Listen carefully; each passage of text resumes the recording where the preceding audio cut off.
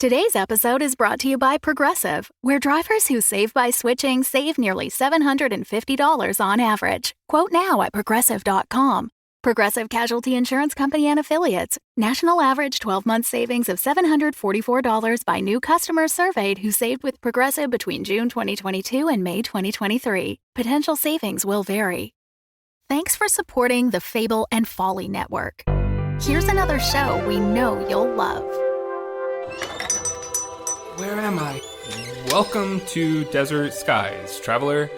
Your journey through the physical plane has come to an end. I am the attendant.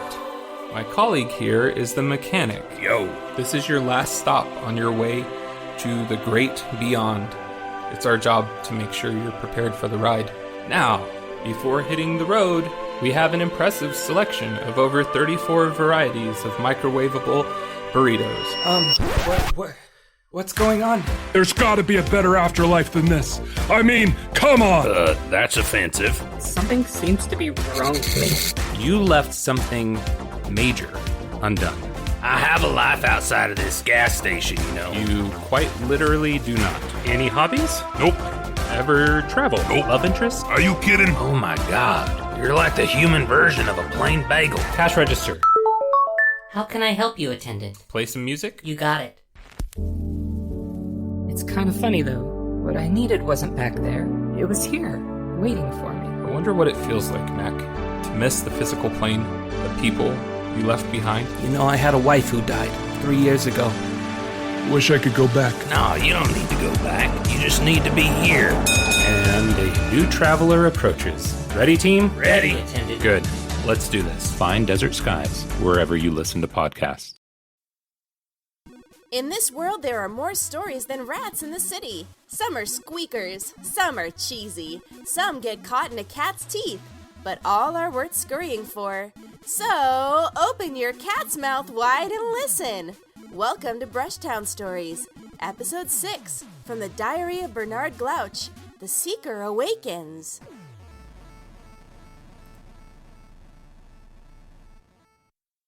From the Diary of Bernard Glouch, World Traveler. I had overestimated the sheer toll this trek would take on my body. Who would have thought, even now at the dawn of the 20th century, life could still be this cruel?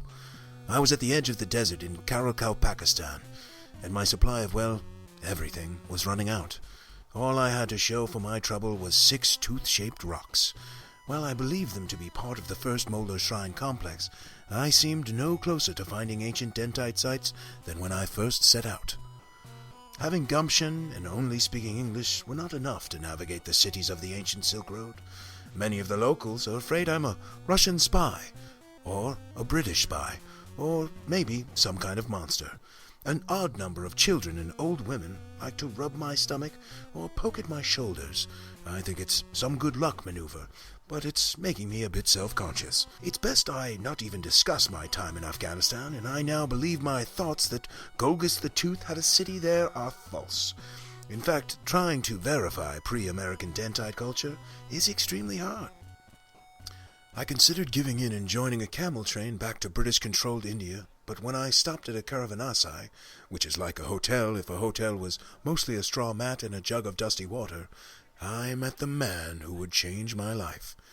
As night settled, I was staring at the ceiling of my room, listening to the belching of camels and men, when there was a burst of laughter, and then something I hadn't heard for a while.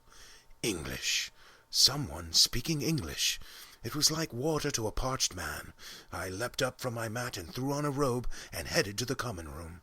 There a lean man with a sunburnt face was leaning against the mocha-top pillows on the eating beds. He talked fast and gesticulated widely. His words flipped between English, Uzbek, and a myriad of other dialects without thought. He spoke a collage of languages, and the men gathered around him roared with laughter. After a moment, he gestured for me to sit with him. The man called over and had them bring me some wine. It was a nice relief, and though I was surrounded by what I took to be Mohammedans, they all took to the wine. He then slapped my back. "You look hungry." And soon trays of grilled meats were laid before us. He grabbed a fatty piece and bit it off by the bone. "It might have the aroma and flavor of the barnyard, but you get used to it." I ate it greedily, without thought to barn or yard. But truth be told, my funds were just about exhausted, and after eating my fill, I was worried about trying to settle the bill. It had been bad enough bartering for my tiny doorless room, but the man seemed to sense this and said, "Eat more, kid. The Royal House of Bromkin is paying." The night passed in a haze. It seemed as if the dust and time on the road was cracking and falling off my body. I felt nearly alive again. It felt like a prayer was answered by the Urtooth, but all too soon the men retired to their rooms, and I as well. I slept well and deep, and I almost feared waking up, as I knew it would be back to the bitter sun and cracked hilltop fortresses, scouring alone for artifacts. But, to my surprise, in the morning, I saw the man standing amongst the camels. He smiled when he saw me. "There's the little mouse. You hardly spoke 3 words. We exchanged some other pleasantries, and I apologized for my shyness. He asked my business, and I told him about the Dentite history and my want for artifacts, and reached into my small satchel and showed him some of the tooth-shaped rocks I'd discovered. He was not a believer, but his interest seemed genuine. He then told me his name was Chapman Heath, and he'd grown up in Wales, but had also spent a good deal of time in Canada, working for the Hudson Bay Company. He was a professional adventurer, and he was currently working for an Austro-Hungarian duke who wanted celestial treasures.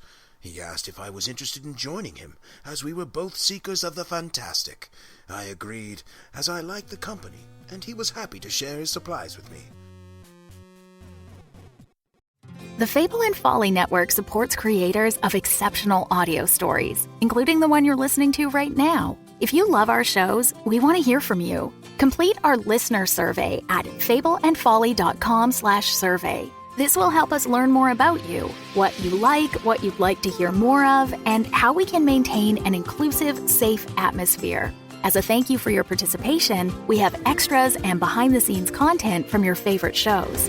Fans make the network what it is. Thanks for listening, and we can't wait to hear from you. Find our listener survey at fableandfolly.com/survey today. Looking to get out of the ads and back to the story? Fable and Folly Plus is a new way to support the creators you love. The podcast you're listening to right now and more than 60 others can be heard ad-free for as little as $4 a month by visiting fableandfolly.com/plus. And now you'll start to see Fable and Folly Network shows are offering bonus content to all existing and new supporters. Find exclusive new episodes from shows like Civilized and Realms of Peril and Glory. Fable and Folly Plus. Sign up today at fableandfolly.com/plus. We traveled through various towns, and Chapman would stop to buy small items from various shops. Some seemed ancient, others seemed to have no significant age, but he merely seemed to enjoy the colors or drinking tea with the shop owner. He confided the Duke really knew little of the history of the Orient, and anything he brought back the Duke would happily display in his cabinet of curiosities. He held up a small mosaic dish. "This was probably made yesterday, and not with much skill." Chapman turned the dish over.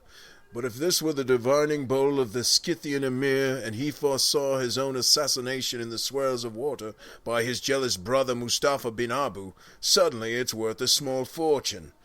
He put the plate into his bag. He could tell I was nonplussed by his story. He patted my back. "Who's to say it's not? Who's to say there wasn't such an emir? When you take something from its home, it loses its context. It becomes unstuck by reality. There are men of science now who are proving our world is just a bit of flotsam caught in the luminous ether. This plate, maybe it's not even a plate. Maybe it's a turtle." "But it's not," I said. "It's just a plate." He pointed across the road. "And that place is but a building. But when it fills with believers, it becomes a mosque. And when they die and the sand reclaims it, it becomes a ruin. And then when it fills with lizards, it becomes a reptile city." I wasn't sure what he meant, and I wondered if Chapman was a fraud, and I was his rube. "Tomorrow, after we walk the markets of Samarkand, let me show you a place." Chapman then promptly leaned back and fell asleep under a fig tree. The next day we climbed a hill on the outskirts of the city and came to an odd rectangular shrine. Chapman handed some coins to the caretaker and showed me inside. The interior had a long grave with Arabic writing. "This is the tomb of the prophet Daniel. His body was brought here by Tamerlane for good luck. Notice anything odd about it?" I pointed to the grave. "The tomb is 60 feet long if it's a foot," I said. "Indeed. They say his body is growing still. 1 inch a year, and eventually when the feet and head grow so long and wrap around the world and touch, that will be the end of everything." He then put an apple on the grave, an offering. That's not true. If it were, the body would be much longer." "Maybe Tamerlane was afraid of grave robbers and did this to confuse them, though that seems just as silly to me. Or maybe Shushan, the city in Persia, has his body. There is a shrine there that claims this is so. Or maybe he's in both places at once. Or perhaps sitting in Paris drinking cognac." "At the end of the day, it either is or isn't," I said. I was getting frustrated with Chapman's hedging. We started back down the hill. "Once there was a poor priest of a poor parish," he told me. "The priest wanted to get a relic of a saint to bring pilgrims to his church. So he traveled to Italy, where a great deal of relics were housed. He searched high and low, but found nothing of interest.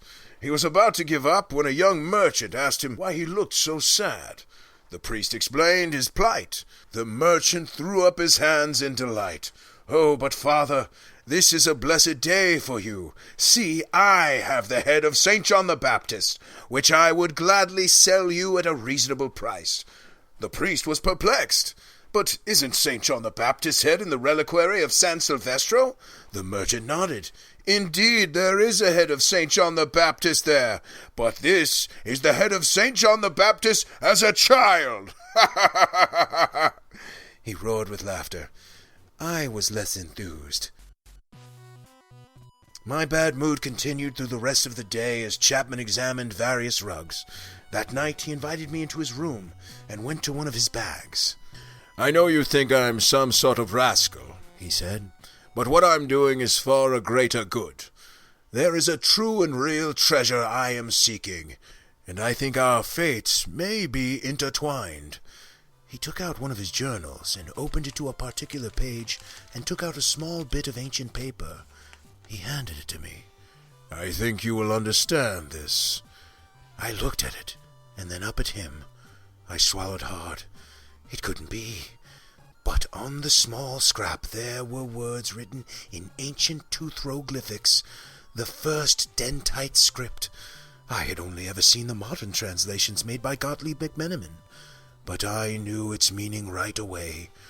"In all of man is tooth, in all of tooth man," the motto to the lost city of Chompopolis. And with that, my great adventure with Chapman Heath began. BRUSHTOWN Stories is a Roy Gold production. It was written by Jonathan Goldberg with music by David Origlieri. Bernard Glouch is James Kennedy. Find out more about the show and cast at podmusical.com. Find out more about Mexican cuisine at your local library, or plan a night out with some friends. Try something new. Maybe that chicken dish with the chocolate and mulatto peppers. Yum! Thanks for listening, and have a suntabulous bicuspid of a day.